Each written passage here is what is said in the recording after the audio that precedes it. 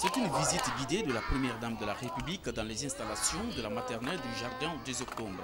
Cet établissement scolaire est la première école publique maternelle de la Guinée.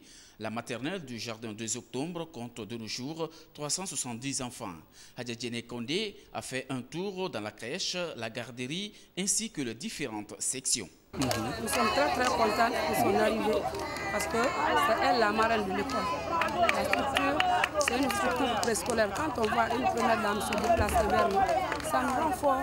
Ceux qui ont des enfants à la maison abandonnés dans la rue, dans les quartiers, qu'ils nous envoient. Nous sommes là pour représenter les parents d'enfants. Les étudiants, les encadreurs qui sont là, toutes sont passées par Cuba. Donc c'est une équipe très forte.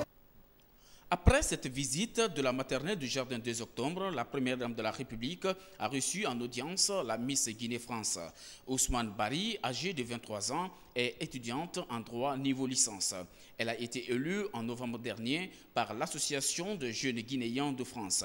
Au cours des entretiens, l'ambassadrice de la beauté guinéenne en France a dévoilé son projet qui consiste à l'amélioration de la santé maternelle et infantile. Un projet qui rime avec les objectifs de la Fondation Prosmi. Faisons en sorte que la santé maternelle soit une priorité en Guinée et que ces femmes bénéficient des soins qualifiés et qu'elles ne meurent plus en donnant la vie. Aujourd'hui, je suis là pour mener un combat et je compte le faire à bout. Je suis très ravi que la première dame, malgré ses occupations, elle a accepté de recevoir l'association des jeunes Guinéens vivant en France, qui conduit aujourd'hui Miss Guinée-France pour la réalisation d'un projet qui se trouve dans les objectifs de la première dame.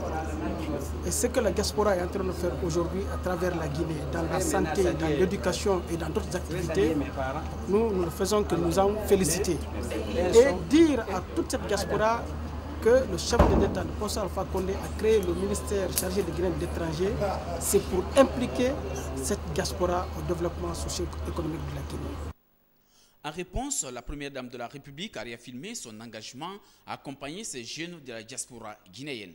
C'est une grande injustice, une dame qui tombe enceinte. Donc au début c'est la joie et à la fin c'est la tristesse. Ça c'est insupportable.